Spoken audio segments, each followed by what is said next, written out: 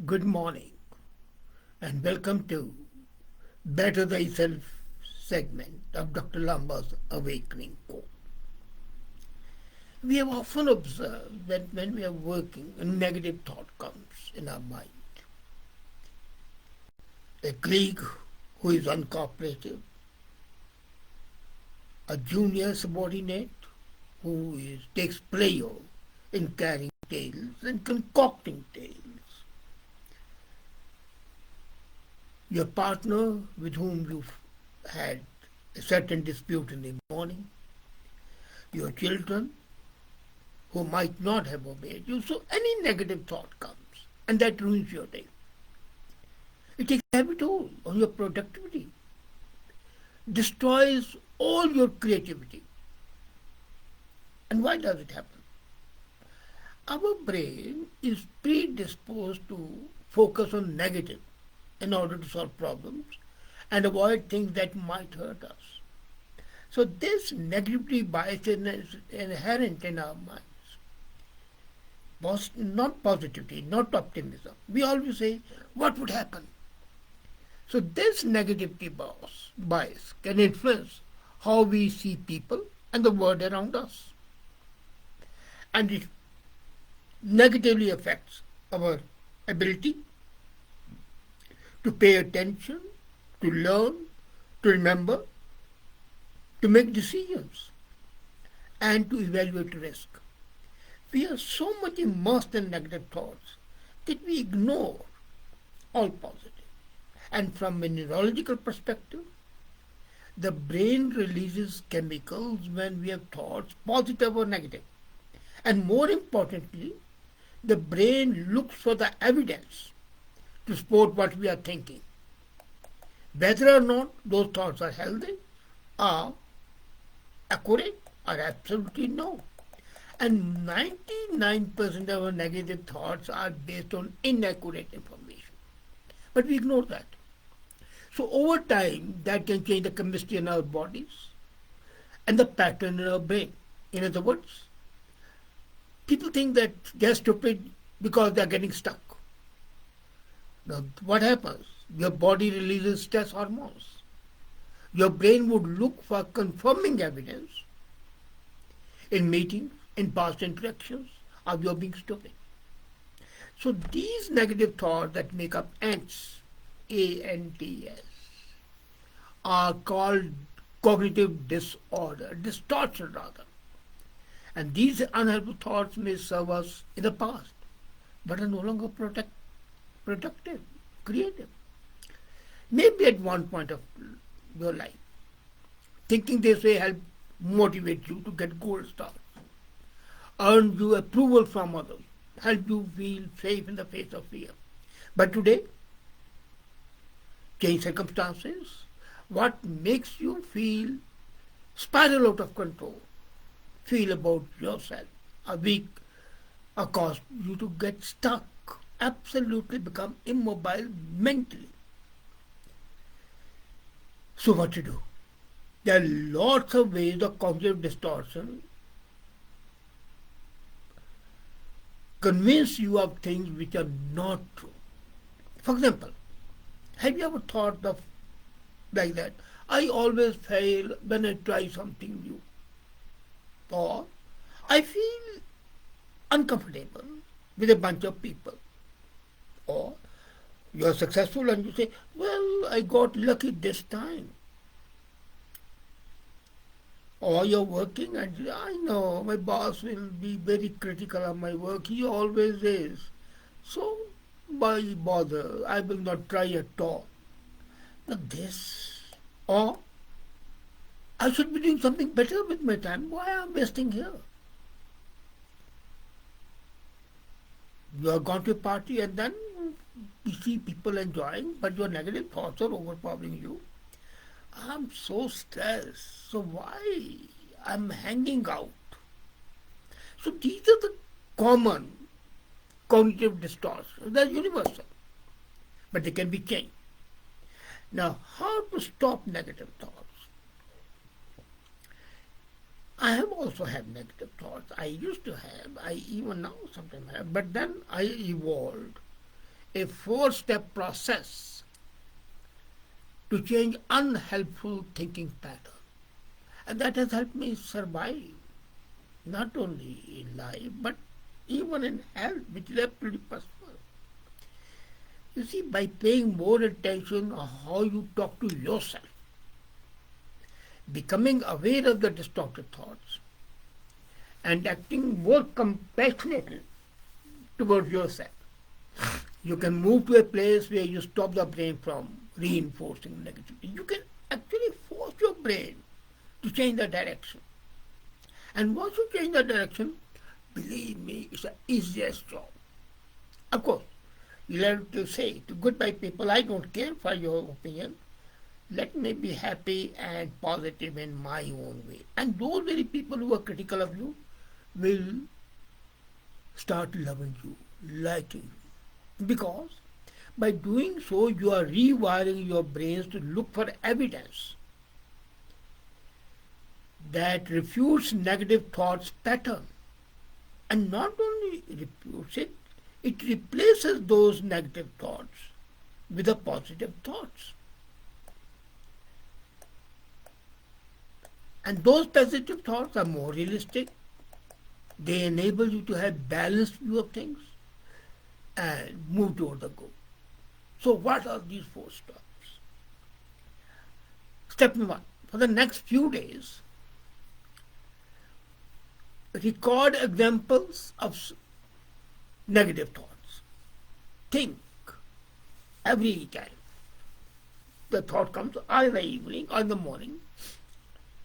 Self-talk to yourself. What time, in what situation the negative thought came to you, say in last 1 hour or in the last 8 hours. And the best thing is to keep a sort of a record. In the first column of the new spreadsheet, write on the specific phrases that occupy your inner monologue. So when you write down, you have actualized the ambiguous and nebulous ideas which are negative. Step 2. Label each negative thought with a type of cognitive distortion. It maps out to the second column. Every negative thought and how it's distorted and how it's removed from the reality. Step 3. Refute the distortion mentally by generating 1 to 3 examples of situations or experiences that prove that the distortion is incorrect. Somebody has criticized you. Then think, why has he done so? And is there some truth in that? And you will find that maybe he is jealous of you. Maybe you dress better. Maybe you move better. Maybe you are more well-read. Maybe you are more expressive. Hundreds of other things. So refute those distortions. Write down any facts or truths that logically demonstrate why the thought is a myth, is a misleading action. Identify external factors that may have contributed to the situation, including other people. So your thought always is essentially a real great personification of other people. You meet with somebody and then you keep on thinking. Or even if you're not thinking, it can be situational, it can be connected with the people or with your inner doubts. So the external factors that contribute to the situation. And that includes the people. It's not only the thoughts, but even the people. So write down those facts. Write down the reason. Then step 4, act like a wiser person. You have become wiser. He said so. Ignore it. My boss said, give me work, and I said, well, I can't do it. Why? I can do it. I'm much better. I'm qualified. I have been successful. Think of the success that you have. And then Assume yourself to be your own guru, your own teacher. What advice you give, say a friend has come to you in the same situation. And it's our natural habit that when somebody is in trouble, we think that we are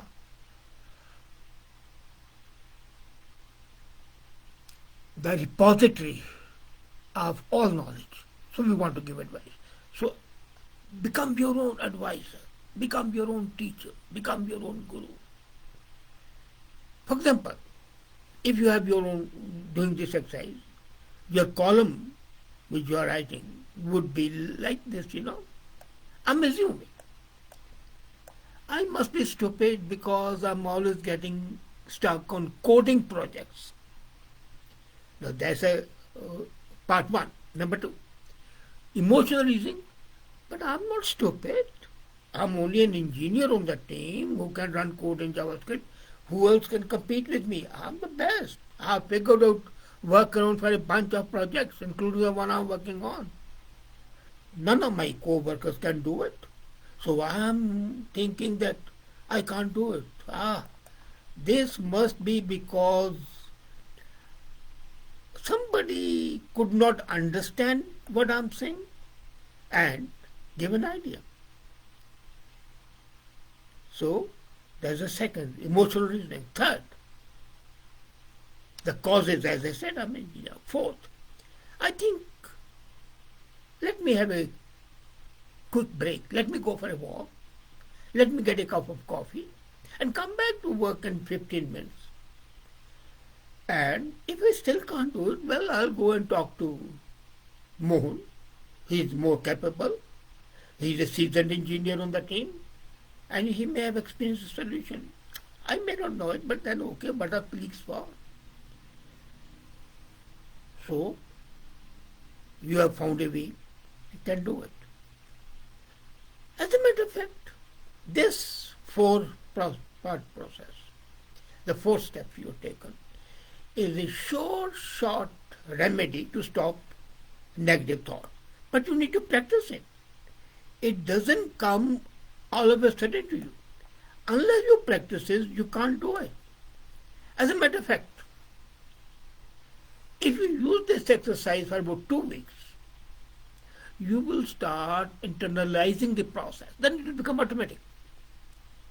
Once you know how to catch and respond to your negative thoughts in the moment, you will be able to look at the problem much more objectively, much more sensibly, and get creative about finding solutions rather than internalizing your failures and get stuck. Getting stuck in the negative thought is like in a morass. You keep on sinking. So don't get stuck in the negative thoughts. In the end, what happens? Feeling out of control is a result of letting your brain run in a groove that is absolutely unproductive and unhelpful.